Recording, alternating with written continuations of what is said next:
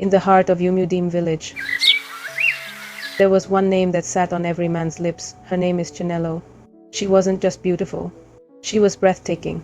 Her skin, smooth and dark like polished ebony, glowed under the sun. Her full, curvy figure swayed gracefully as she walked, making heads turn wherever she passed.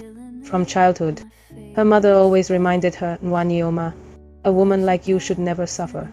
A man should provide while you enjoy, and Chinelo believed every word. She spent her days adorning herself, wearing the finest wrappers her family could afford, and perfecting the art of elegance. Hard work, struggle, that was for other women, women without her kind of beauty. As far as she was concerned, all she needed in life was a wealthy husband to take care of her. Far away in Oyo State, there was a man named Adebisi. Unlike Chinelo, he was not born into a life of ease. He came from a family where everyone worked hard. His father, a yam farmer, and his mother, a trader who sold palm oil in the village market. From the moment he could walk, Adebisi was taught the value of money. As a young boy, he would wake up before dawn, following his mother to the market, helping her arrange bottles of thick golden palm oil. He learned to count coins before he could even write his name. His father's words were etched into his heart: "Love is good, my son, but love alone cannot put food on the table. A lazy man is a hungry man." Adebisi carried this lesson into adulthood. To him, marriage was a partnership, two people working side by side to build a life together. He did not believe in placing all responsibilities on one person. In his mind, a strong marriage was 50-50.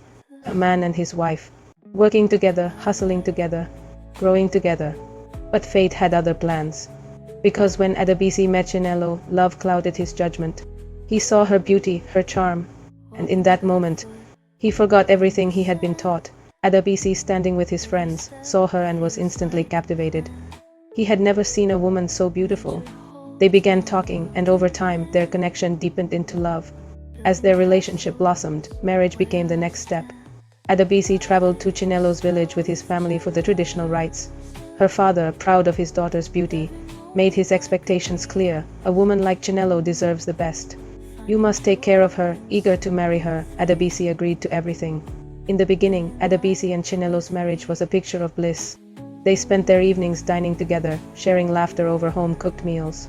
Weekends were filled with leisurely strolls through the village, hand in hand, exchanging stories and dreams for their future. Their nights were intimate, filled with whispered conversations and shared warmth. This honeymoon phase, characterized by intense emotions and deep infatuation, made them feel inseparable. However, as time passed, the initial excitement began to wane, and the realities of daily life started to surface. Adebisi worked long hours trying to build their future, while Chinelo stayed home, believing it was her husband's duty to provide everything. "Isn't that why you married me?" she would say when he asked for help. But the bills were growing, and Adebisi was getting tired. Then baby Temi arrived. With the new baby came new expenses. Adebisi was exhausted, working two jobs to keep up.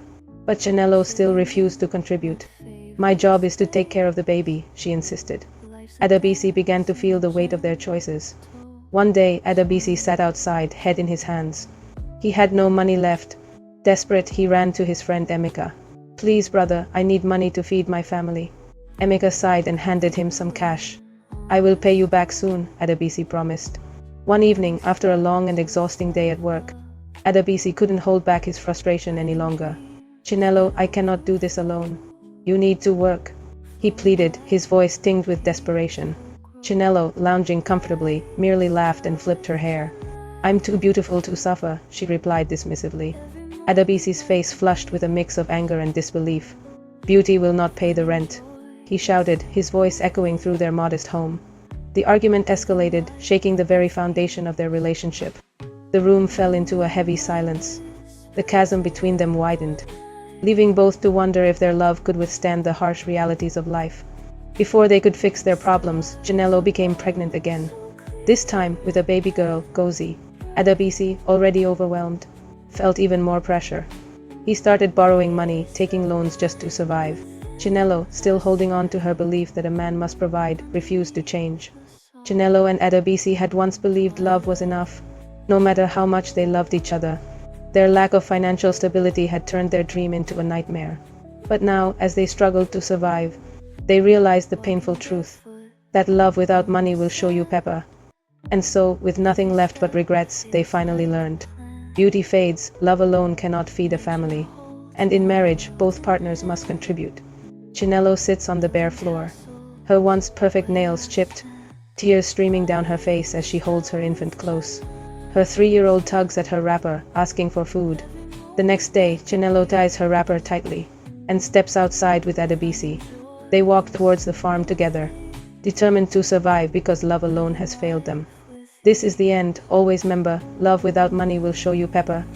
Stay tuned for more amazing stories. Subscribe, like, comment, and share. Bye.